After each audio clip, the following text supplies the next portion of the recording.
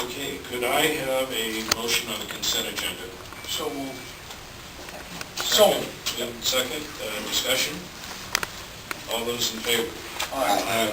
Opposed? Resolution 100413, approving the budget for the fiscal year 1011 for the Tax Supervising Commission of Multnomah County. Mr. General Manager. Thank you, Mr. President, board members. As Beth outlined earlier, this is a formal action for you to be able to approve the budget for submission to the TSCC. But as she indicated, this is not your final time to be able to make any adjustments. It just needs to be able to go to them, and then it gets returned to you and still able to be addressed. But this is a formal process under state statute.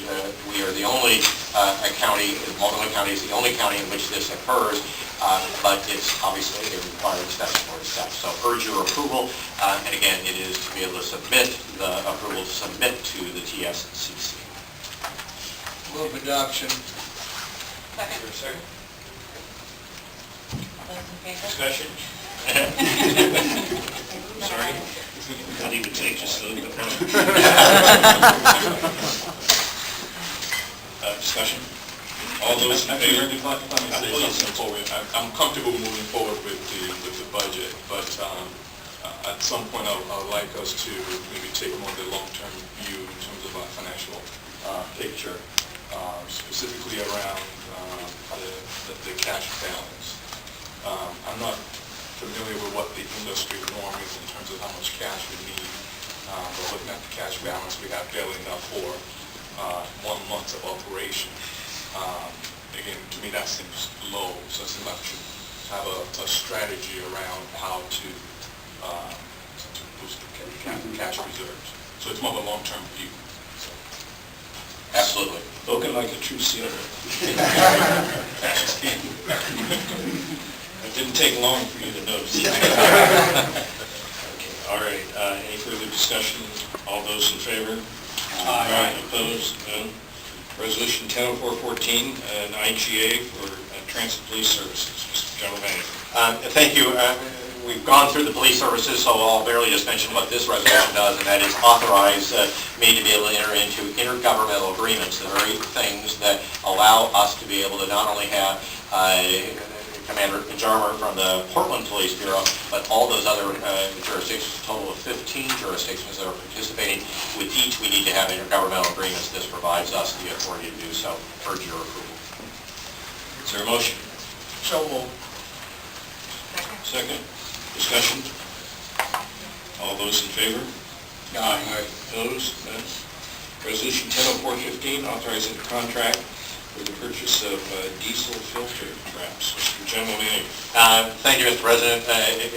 Board members, you may think about, well, why are we having this on a regular resolution rather than on a consent agenda? And it is not because it is such a significant action from the standpoint of the contract, but it's important from the environmental standpoint of what this does.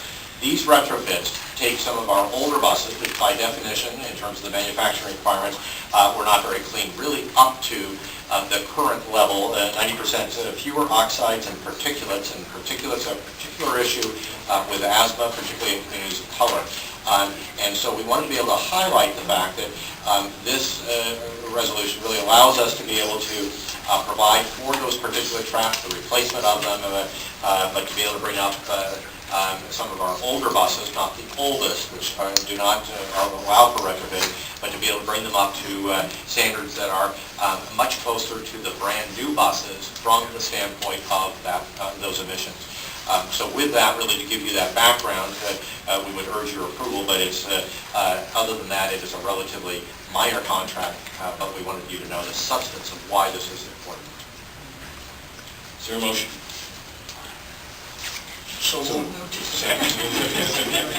Discussion. All those in favor? Aye. Opposed? Resolution 100416, authorizing the contract for appraisal services. Mr. General Manager.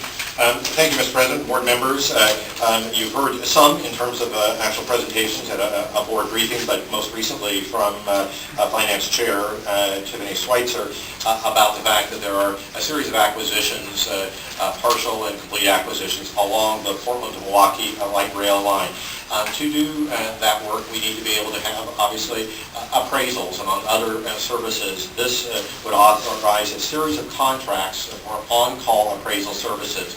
Again, the differences among what the skill sets are of those appraisers plus workloads means that we want to be able to have really a stable of different appraisers to be able to be utilized throughout.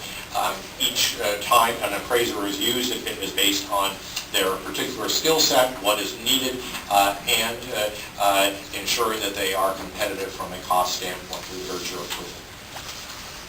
Motion? So moved. Second? Discussion? Question. Yes. No? Yeah, Fred, is each one of them getting $100,000 before they go to work?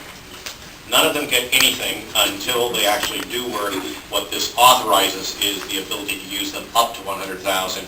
But at each time, we would in fact issue a specific work order, and they would be paid only for the work they do.